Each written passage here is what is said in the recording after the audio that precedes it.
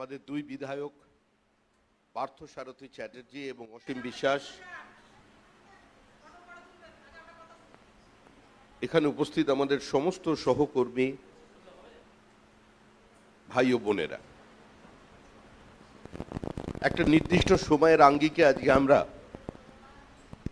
সারা দেশব্যাপী আজ থেকে ঠিক 50 বছর আগের এই জরুরি অবস্থাকে স্মরণ করছি। আমরা স্মরণ করছি পশ্চিমবঙ্গের এমন একটা সময় দাঁড়িয়ে যখন পশ্চিমবঙ্গের গণতান্ত্রিক ব্যবস্থার 4টে স্তম্ভকে ধ্বংস করে দেওয়া হয়েছে। আমরা স্মরণ করছি তখন যখন মানুষের প্রত্যেকটি অধিকারকে কার্যত রাজ্যের মুখ্যমন্ত্রী মমতা বন্দ্যোপাধ্যায় পদদলিত করে ফেলেছেন। পশ্চিমবঙ্গে বেঁচে থাকার অধিকার, পশ্চিমবঙ্গে নিজের মেধার প্রতিষ্ঠা পাওয়ার অধিকার যখন এই সরকার বাজেয়াপ্ত করেছে, যখন সন্ধ্যার পরে একটা নির্দিষ্ট কলেজ ক্যাম্পাসের মধ্যে যাবার অধিকার কোনো মহিলার নেই, কোনো ছাত্রীর নেই, এ নিয়ে যখন প্রশ্ন উঠছে, ঠিক তখনই আমরা 50 বছরের আগের ইন্দিরাজির কথা স্মরণ করছি। জরুরি অবস্থা কি এবং কেন আপনারা যারা এখানে অংশগ্রহণ করেছেন প্রত্যেকের জানা। শ্রীমতী গান্ধীর স্বৈরাচার, পরিবারতান্ত্রিক একনায়কতন্ত্র প্রতিষ্ঠা, এলাহাবাদ হাইকোর্টের রায়ে তার সদস্যপদ বাতিল হয়ে যাওয়া, পরবর্তীকালে সুপ্রিম কোর্ট আবার তাকে প্রধানমন্ত্রী হিসেবে কাজ চালিয়ে যাবার এই প্রেক্ষিত সকলের জানা। কিন্তু পশ্চিমবঙ্গের আঙ্গিকে জরুরি অবস্থা কতটা প্রাসঙ্গিক ছিল। ইন্দিরা গান্ধীর জেলে 1,70,000-এর বেশি মানুষ বন্দী হয়ে গিয়েছিলেন। 1,22,000-এর বেশি ছিল আমাদের রাষ্ট্রীয় স্বয়ংসেবক সংঘ পরিবারের। গ্রেপ্তার হয়েছিলেন মুরারজি ভাই দেশাই, জয়প্রকাশ নারায়ণ, গ্রেপ্তার হয়েছিলেন অটল বিহারী বাজপেয়ী, লালকৃষ্ণ আদবানি, মুলায়ম সিং যাদবের মতো নেতারা। গ্রেপ্তার হয়েছিলেন রেল ধর্মঘটের নায়ক জর্জ ফার্নান্ডেজ। কার্যত গোটা ভারতবর্ষকে একটা জেলখানায় রূপান্তরিত করে দিয়েছিলেন শ্রীমতী ইন্দিরা গান্ধী। মানুষের কথা বলার অধিকার, সংবাদ মাধ্যমের প্রাথমিক অধিকার তিনি বাজেয়াপ্ত করেছিলেন। জরুরি অবস্থা জারি করার পর যখন শ্রীমতী গান্ধী দেখলেন দৈনন্দিন তিনি খবরের কাগজে সমালোচিত হচ্ছেন, তখন সঞ্জয় গান্ধীর পরামর্শে ইন্দিরা গান্ধী একটি বিশেষ ঘোষণা করলেন যে প্রত্যেক সংবাদ মাধ্যমের প্রতিনিধিকে প্রতিদিন সকাল 9টার সময় ভিসি শুক্লা যে ডাইরেক্টিভস দেবেন সেটা মেনে সংবাদ পরিবেশন করতে হবে। কার্যত সরকারি মাউথপিস হিসেবে গোটা মিডিয়াকে ব্যবহার করবার প্রচেষ্টা করলেন শ্রীমতী ইন্দিরা গান্ধী। কোনো সাংবাদিকের কোনো প্রশ্ন করবার অধিকার নেই। একাধিক সাংবাদিক গ্রেপ্তার হয়ে গেলেন সারা ভারতবর্ষ জুড়ে। গৌর কিশোর ঘোষ, বরুণ সেনগুপ্তর মতো প্রথিতযত সাংবাদিক কলকাতায় গ্রেপ্তার হলেন। কিন্তু সারা দেশের প্যাটার্নটা ছিল একটাই। আপনি যদি ভারতীয় জনতা পার্টি বা তদানীন্তন ভারতীয় জনসংঘের কথা চিন্তা করেন, একটা কাজ একসঙ্গে করুন, তাহলে দেখবেন যে আমরা যারা আজকে ভারতীয় জনতা পার্টি করছি, আমরা যারা তদানীন্তন ভারতীয় জনসংঘ ছিলাম, আমাদের শক্তি পশ্চিমবঙ্গে কার্যত ছিল অপ্রাসঙ্গিক। আমাদের সেই অর্থে রাজনৈতিক অস্তিত্ব ছিল না।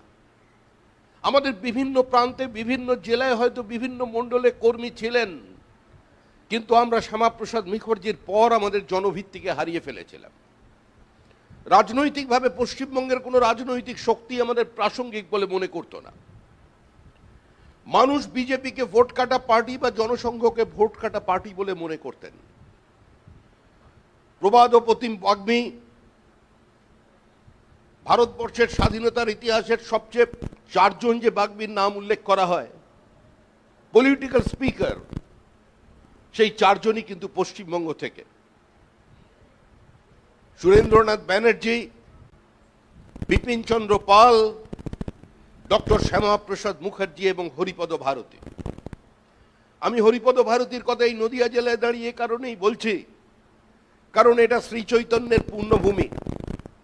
শ্রী চৈতন্যের পাদস্পর্শে ধন্য এই মাটিতেই শ্রী চৈতন্যের গুরুদেব, যিনি ছিলেন ব্রহ্মানন্দ কেশব ভারতীর সরাসরি বংশধর, ছিলেন হরিপদ ভারতী। নদিয়ায় হরিপদ ভারতী প্রতিদ্বন্দ্বিতা করেছেন। সম্ভ্রান্ত বংশীয় মহিলারা এসে মাস্টার মশাইয়ের পা ধুইয়েছেন, মাথার চুল দিয়ে মুছিয়ে দিয়েছেন তারা আপত্তি সত্ত্বেও। কিন্তু নির্বাচনের ফলাফলে হরিপদ ভারতী এখানেও তার জমানত বাজেয়াপ্ত করে চলে যান।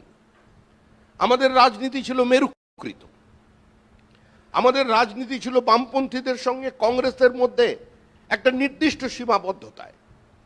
কিন্তু জরুরি অবস্থার আক্রমণ নেমে এলো গোটা রাষ্ট্রীয় স্বয়ংসেবক সংঘের বিভিন্ন প্রচারকের ওপরে, তাদের কর্মীদের ওপরে, তাদের স্বয়ংসেবকদের ওপরে। রাষ্ট্রীয় স্বয়ংসেবক সংঘের পশ্চিমবঙ্গে বহু মানুষ গ্রেপ্তার হয়ে গেলেন সারা ভারতবর্ষের মধ্যে। 1,22,000 রাষ্ট্রীয় স্বয়ংসেবক সংঘের কর্মীকে গ্রেপ্তার করে শ্রীমতী গান্ধী মনে করেছিলেন যে জয়প্রকাশ নারায়ণকে যারা পিছন থেকে মদত দিয়ে চলেছে এবং জয়প্রকাশ নারায়ণের এই সম্পূর্ণ ক্রান্তি যাদের স্কেলিটনের উপরে দাঁড়িয়ে আছে, যাদের ইনফ্রাস্ট্রাকচারের উপরে দাঁড়িয়ে আছে, তাদের আমি শেষ করে দেব। কিন্তু তারপরেও তারা আমাদের ইনফ্রাস্ট্রাকচারকে ভেঙে দিতে পারেননি।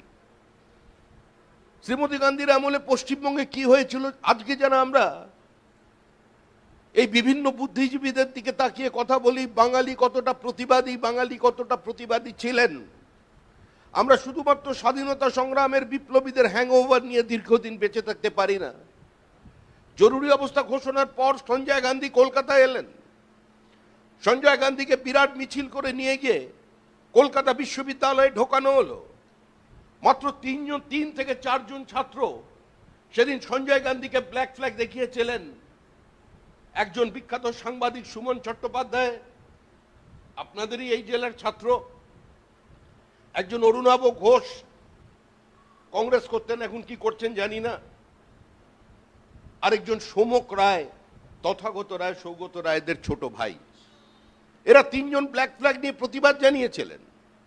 কিন্তু সঞ্জয় গান্ধী এসে উপাচার্যের চেয়ারে বসে তিনি পশ্চিমবঙ্গের ছাত্রদের সামনে, ছাত্র পরিষদের নেতাদের সামনে, এমনকি অধ্যাপকদের সামনেও বক্তব্য রেখে গেলেন। কেউ সঞ্জয় গান্ধীর সামনে দাঁড়িয়ে কোনো প্রতিবাদ করলেন না। শ্রীমতী গান্ধী বাংলার ইন্টেলিজেন্সিয়া এই এমার্জেন্সিকে কিভাবে অ্যাকসেপ্ট করছে, তাদের প্রতিক্রিয়া কি জানবার জন্য তিনি রাজভবনে একটি চা চক্রের আয়োজন করলেন। কলকাতার সমস্ত কবি, সাহিত্যিক, বুদ্ধিজীবীদের আমন্ত্রণ জানালেন। শ্রীমতী গান্ধী ভিতরে বক্তৃতা করেছিলেন, কিন্তু কোনো প্রশ্নের সম্মুখীন হননি। শ্রীমতী গান্ধীর মৃত্যুর পর আমাদের প্রথিতযশা সাহিত্যিক সুনীল গঙ্গোপাধ্যায় তার একটি ব্যক্তিগত ইন্টারভিউতে তাকে সাংবাদিক জিজ্ঞাসা করেছিলেন যে এমার্জেন্সির পর যখন ইন্দিরা গান্ধী এসেছিলেন তখন আপনি সেই মিটিংয়ে উপস্থিত ছিলেন, আপনার সঙ্গে তো ইন্দিরা গান্ধীর ব্যক্তিগত সম্পর্ক ছিল, পরিচিতি ছিল, আপনি কোনো প্রশ্ন করেছিলেন?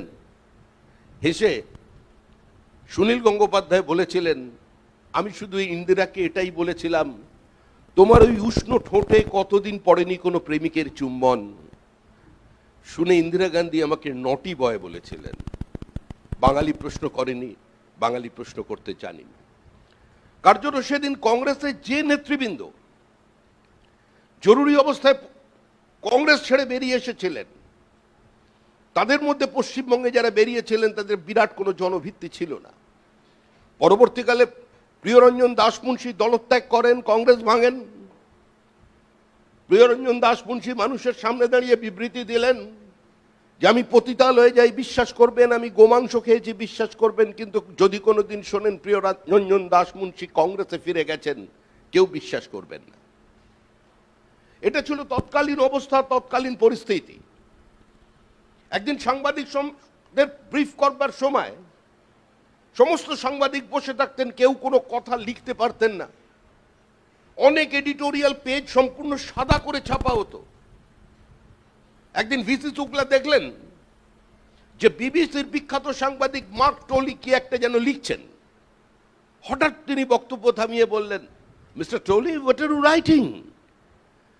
And Mr. Toley immediately replied, "Sir, I am writing that not to write anything." তো এই ছিল তদানীন্তন চেহারা। আমাদের একজনের পর একজন প্রচারকের উত্তর পড়ে সে তাদের গোপনাঙ্গে ছুঁচ পর্যন্ত ঢুকিয়ে অত্যাচার করা হয়েছে। প্রবল অত্যাচারে মারা গেছে সঞ্জয় গান্ধীর কাছে। সঞ্জয় গান্ধী দিল্লি পরিষ্কার করবার নামে ভেঙে বুলডোজার দিয়ে কার্যত ভেঙে গুঁড়িয়ে দিয়েছিলেন।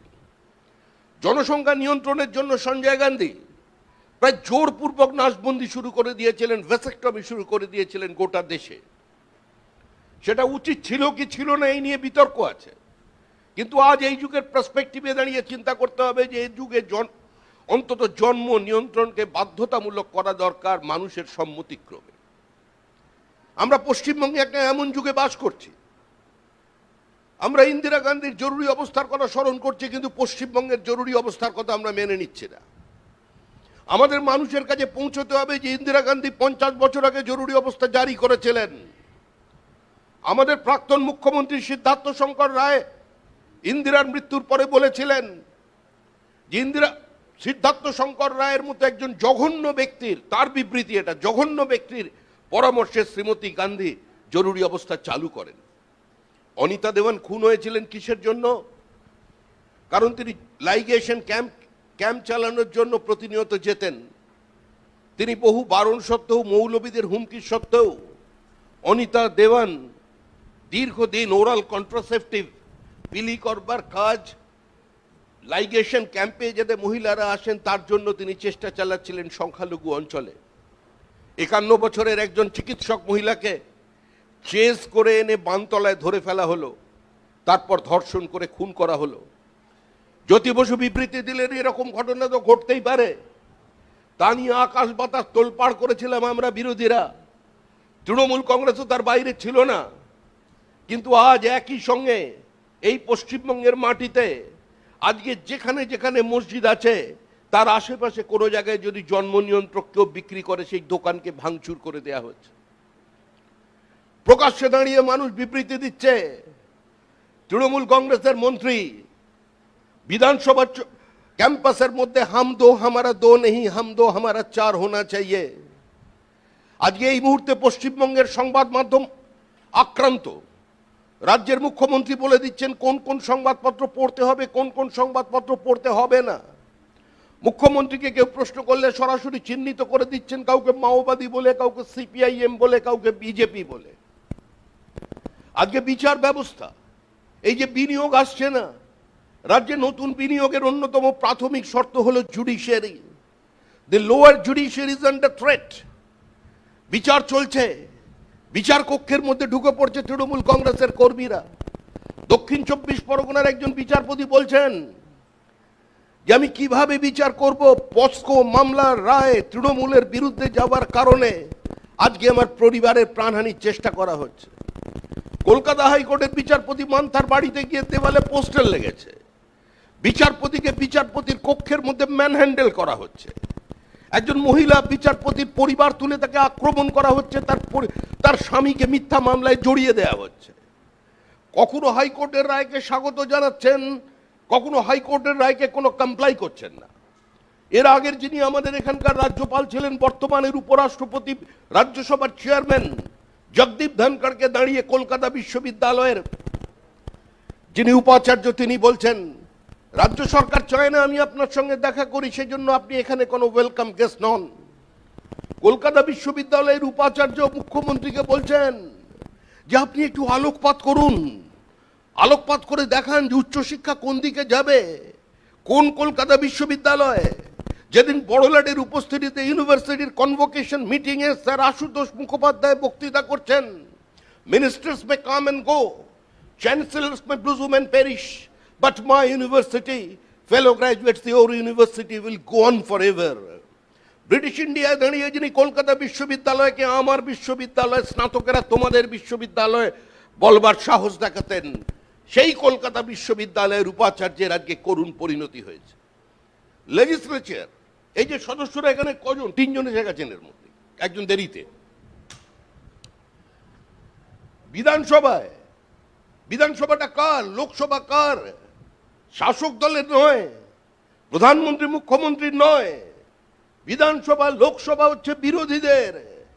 না হলে এক্সিকিউটিভ ডিসিশনকে এক্সারসাইজ করে দেওয়া হতো রাইটার্স বিল্ডিং থেকে, নবান্ন থেকে, কিংবা সাউথ ব্লক থেকে, কিন্তু তা করা হয় না, বিধানসভায় আলোচনা করা হয়। গণতন্ত্রের প্রাথমিক শর্তই হলো রাইট টু ডিসেন্ট, প্রতিবাদ করবার অধিকার। আমি প্রতিবাদ করব, আমি কথা বলবো, আমি সরকারি গৃহীত নীতি সিদ্ধান্তের সমালোচনা করব, প্রয়োজন হলে আমি পথ অবরোধ করব, রাস্তায় নামবো, আমি আমার দলীয় প্রতীক হাতে নিয়ে, আমার পতাকা নিয়ে নির্বাচনে প্রতিদ্বন্দ্বিতা করব, পঞ্চায়েতে যদি আমি সংখ্যাগরিষ্ঠতা পাই আমি বোর্ড গঠন করব। এই অধিকার ভারতের সংবিধান আমাদের দিয়েছে। কিন্তু পশ্চিমবঙ্গের বিধানসভার যিনি স্পিকার, একবার এখন তাদের রাজনৈতিক সঙ্গী কংগ্রেসের নেতা অরুণাভ ঘোষ তাকে ধন্যী মেয়ের রবি ঘোষ বলাতে অরুণাভ ঘোষের শাস্তি হয়েছিল। আজকে দীর্ঘ 14 বছরের মধ্যে তিনি কোনো মুলতবি প্রস্তাবকে গ্রহণ করেননি। একজন স্পিকার তার চেয়ার থেকে উল্টো দিকে তাকিয়ে বসে আছে। আমি আমার স্পিকারকে বলবো, যিনি আজকে এখানে বসবেন, সভাপতির দিকে তাকাবেন না, সোজা তাকাবেন, বেশি করে বিরোধীদের দিকে তাকাবেন। আমাদের রাজ্যের স্পিকার চেয়ার ঘুরিয়ে নেয়, ঘুরিয়ে মুখ্যমন্ত্রীর দিকে তাকিয়ে দেখে। মুখ্যমন্ত্রীর সময়সীমা থাকে বক্তৃতার 15 মিনিট। আমি নিজে বিধায়ক ছিলাম, আমি দেখেছি, পার্থদাও ছিলেন। আমাদের সময় কি হতো, আমি নিজে শুনি, স্যার আর একটু সময় দিন স্যার, অন্যদিকে তাকিয়ে যেতে বলে, স্যার আমায় দেখতে ভালো নয়, এর জন্য কি আমি দায়ী স্যার, একটু দেখুন আমার দিকে।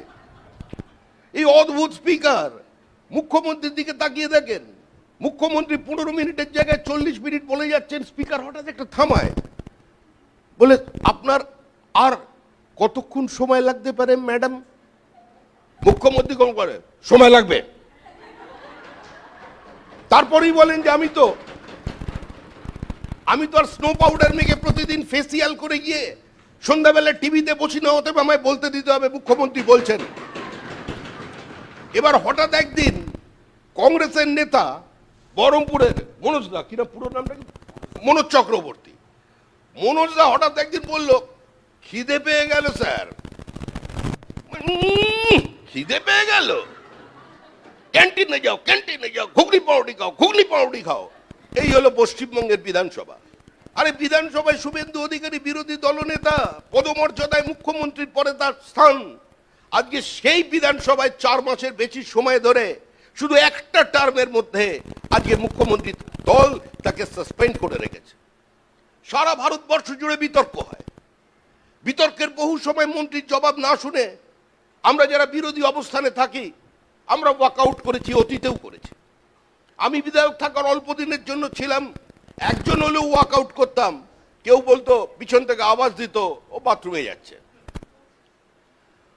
আবার স্পিকার বলতেন আমি বেরিয়ে যাওয়ার সময়, একা লোক, স্পিকার বলতেন ওর কোনো মিটিং আছে, ওই জন্য এটা করে চলে গেল, নাটক করে। এটা ছিল স্পিকারের বক্তব্য। কিন্তু আমার বক্তব্যটা তো এক্সপাঞ্জ করা হতো না। আমাদের লোকসভা, রাজ্যসভায় বহু সময় আছেন বিরোধীরাও বেরিয়ে চলে যাচ্ছেন, তৃণমূল কংগ্রেস বেরিয়ে চলে যাচ্ছে, কিন্তু তৃণমূল কংগ্রেসের নেতারা যে বক্তৃতা করেছেন সেটা এক্সপাঞ্জ করবার অধিকার চেয়ারম্যানের নেই, স্পিকারের নেই, কোনো রুল বুকে এই নিয়ম নেই। অভিনব ঘটনা ঘটলো যে আমাদের বিরোধীদের সমস্ত বক্তব্যকে এক্সপাঞ্জ করে দেয়া হলো, সংসদীয় রীতি নীতিকে ধ্বংস করে দিল। রাজ্য শাসিত হয় রাজ্যপালের নামে, রাজ্যপালই সংবিধানের রক্ষাকর্তা, সংবিধানের ব্যাখ্যাকর্তা, কাস্টোডিয়ান অফ দ্য কনস্টিটিউশন। রাজ্যপালের উচ্চতা সবচেয়ে উপরে, তার নিচে আইনসভা। আইনসভা রাজ্যসভাকে চ্যালেঞ্জ করতে পারে না। কিন্তু অদ্ভুতভাবে লক্ষ্য করা যাচ্ছে, রাজ্যের স্পিকার বিবৃতি দিলেন ধনকরের দিকে, তার সাহেবের দিকে তাকিয়ে, যে ভবিষ্যতে কোনোদিন বিধানসভায় আসতে গেলে রাজ্যপালকে স্পিকারের থেকে পারমিশন নিয়ে আসতে হবে। এই পরিস্থিতির মধ্যে চলেছে আজকে পশ্চিমবঙ্গ। শ্রীমতী ইন্দিরা গান্ধী গোটা দেশকে জেল বানিয়েছেন, আর পশ্চিমবঙ্গের যিনি মুখ্যমন্ত্রী, যিনি আজকে মহিলাদের সংরক্ষণের কথা বলছেন, 50% আসন সংরক্ষণের কথা বলছেন, তিনি কি উপহার দিয়েছেন পশ্চিমবঙ্গের মহিলাদের? 2021 সালের নির্বাচনের পর বিজেপির 27 জন মহিলা প্রকাশ্যে দাঁড়িয়ে ক্যামেরার সামনে বলেছে, we have been gang raped. কোনো প্রতিবাদ করেনি তৃণমূল কংগ্রেসের নেতারা। ধর্ষণ একটা সামাজিক বিকৃতি, ধর্ষণ একটা সামাজিক ব্যাধি, ধর্ষণ একটা মানসিক অস্থিরতা, মানসিক বিকৃতি, ধর্ষণ একটা মানুষের রোগ। কিন্তু ধর্ষণকে রাজনৈতিক হাতিয়ার হিসেবে ব্যবহার করেছিল এ রাজ্যে প্রথম সিপিআইএম। আমরা ধানতলার ঘটনা দেখেছিলাম। এই নদিয়ার মানুষ এখানে যারা আছেন ধানতলার কথাটা ভুলে যাবেন না। বিয়ে বরযাত্রীর গাড়ি রাস্তায় দাঁড় করিয়ে সমস্ত মহিলাকে তুলে নিয়ে যাওয়া হলো। রেহাই পেলেন বরের ঠাকুমা, 65 বছরের বেশি বয়স, আর নিতকোণেন একজন কে ছিল 6 বছর তাকে বাদ দিয়েছিল। নিয়ে গেল কোথায়? নিয়ে গেল স্কুলের মধ্যে। আজকে যে বামপন্থীরা এখানে দাঁড়িয়ে সিপিআইএম তৃণমূল কংগ্রেসের বিরোধিতা করছে, বিজেপি তৃণমূলের সেটিং এর কথা বলছে, ভুলে যাবেন না ধানতলার ঘটনা। স্কুলের যিনি হেডমাস্টার ছিলেন তিনি কি করছিলেন? মহিলাদের ছেঁড়া কাপড় সরিয়ে রাখার ব্যবস্থা করলেন। আর থানার আইসি কি করলেন? তিনি রক্ত ধোয়াচ্ছিলেন জল দিয়ে, ঝাঁটা দিয়ে। আর পুরো মহিলাদের আলুর বস্তা গায়ে দিয়ে ম্যাটাডোর করে অন্য জায়গায় পাঠিয়ে দেওয়া হলো। বিদ্যালয়ের মধ্যে ধর্ষণ, যেখানে বিদ্যাদানের কথা ছিল সেদিন সিপিআইএম এর লোকেরা সেখানে বীর্যদান করে চলে গিয়েছিলেন। কেউ কিন্তু তার বিরুদ্ধে সেই প্রসঙ্গকে আজকে টেনে আনছেন। গোটা সমাজকে খোলা বাজার বানিয়ে দিয়েছে তৃণমূল কংগ্রেস। বিরোধী রাজনৈতিক দলের নেতা, বিরোধী রাজনৈতিক দলের কর্মী, পঞ্চায়েতের প্রধান, এমএলএ, মুখ্য সচেতক, বিজেপির পশ্চিমবঙ্গের রাজ্য সভাপতি, বিরোধী দলনেতা প্রত্যেককে মিটিং করতে, মিছিল করতে গেলে আজকে হাইকোর্টের দরজায় যেতে হচ্ছে। এই জুডিশিয়াল অ্যাক্টিভিজম এটাও এক ধরনের এমার্জেন্সি। জুডিশিয়াল অ্যাক্টিভিজম কোনো গণতান্ত্রিক রাষ্ট্রে, কোনো রাজ্যের পক্ষে, কোনো রাষ্ট্রের পক্ষে সুখকর নয়। সরকারের কোনো এক্সিকিউটিভ ডিসিশন এক্সারসাইজ করতে গেলে সেটা হাইকোর্টে চ্যালেঞ্জ হচ্ছে। আর প্রত্যেক ঘটনায় সরকারের অবস্থান তিরস্কৃত হচ্ছে, ভৎসনা করা হচ্ছে তাদের, আর ধারাবাহিকতা বজায় রেখে সরকার বেরিয়ে আসছে। কি পরিমাণ মানুষের দেওয়া ট্যাক্সের টাকা খরচা করছে আজকে এখান থেকেও একদম শেষ পর্যন্ত। এখন নতুন শুরু করেছেন জয় জগন্নাথ। এতদিন মা কালী ছিল কালীঘাটের, কি হলো রাত্রিবেলা গন্ডগোল কিছুই বোঝা গেল না। মা কালী স্বপ্নে বলে দিয়েছে আমি তোমার প্রতিবেশী হলেও আমি কিছু করতে পারবো না, এই সরকারকে বাঁচানোর ক্ষমতা আমার নেই। কালীঘাটের মা কালী হাত তুলে নিয়েছেন। উনি পুরীতে গিয়েছিলেন, কি একটা সমস্যায় পুরীর পান্ডাদের সঙ্গে মনে হয় গন্ডগোল হয়েছিল। তারপর থেকে উনি স্থির করে নিয়েছেন যে যখন এটা হয়েছে আমি একটা মন্দির করে ছাড়বো। প্রায় জোর জবরদস্তি জগন্নাথকে টেনে নিয়ে এসেছেন। জগন্নাথ দেবের আসার কোনো অনিচ্ছা নেই, জগন্নাথ দেব স্বইচ্ছায় এসেছেন। জগন্নাথ দেব তো বারবার বলতে চেয়েছেন, ওরে হাত পাতলে বাঙালি আমার নামে 200 কোটি টাকা দিতে পারে। এর জন্য মানুষের দেহ করের টাকা খরচা করতে হবে না, হিট কর 200 কোটি টাকা লাগবে না।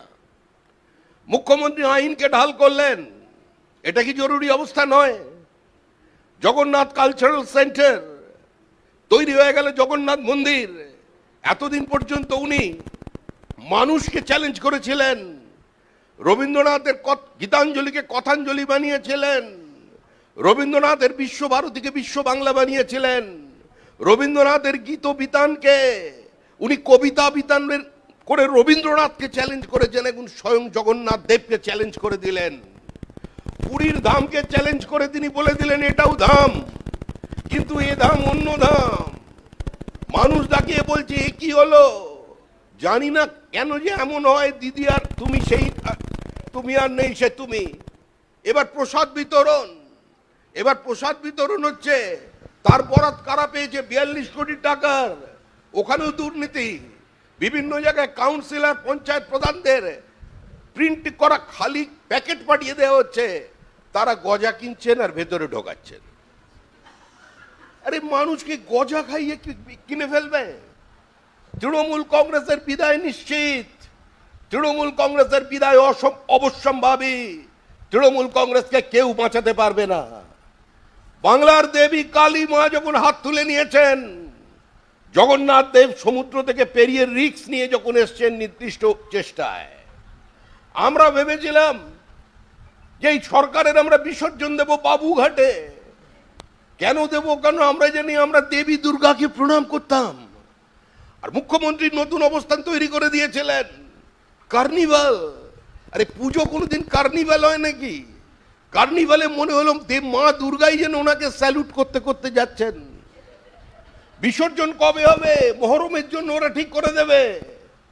এরপরে মা দুর্গা কবে কৈলাস থেকে আর এখানে আসবে, 4 ছেলে মেয়েকে নিয়ে আসবে না 1 ছেলে 1 মেয়েকে নিয়ে আসবে, সেটাও অন্তত ওরা ঠিক করে দেবে।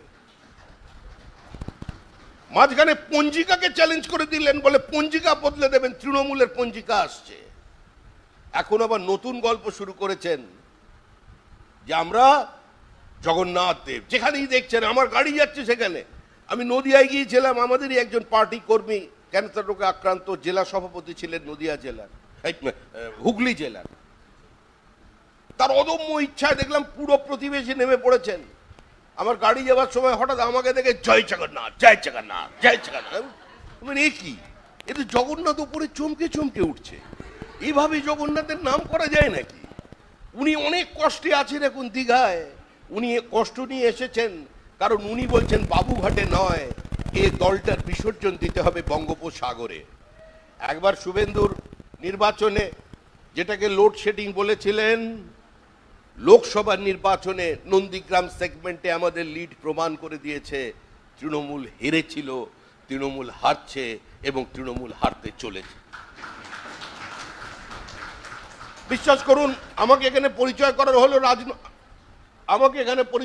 হলো রাজ্যসভার সদস্য হিসেবে, কিন্তু এই যে জেলায় আপনাদের সামনে দাঁড়িয়ে বলছি, এই আমার এখানে 2-4 জন সহকর্মীরা যারা আছেন,